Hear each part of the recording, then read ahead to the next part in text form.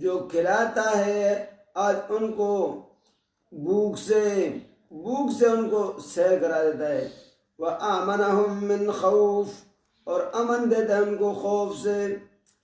تو پہلے یہ حالت تھی کہ راستے میں جب مکہ سے شام کی طرف جاتے تو راستے میں ان کو ڈاکو لوٹ دیتے تھے، تو یہ بڑے خطرے میں ہوتے تھے، اور بڑے پورا گروپ جاتا تھا پھر بھی ان کو لوٹ لیتے تھے۔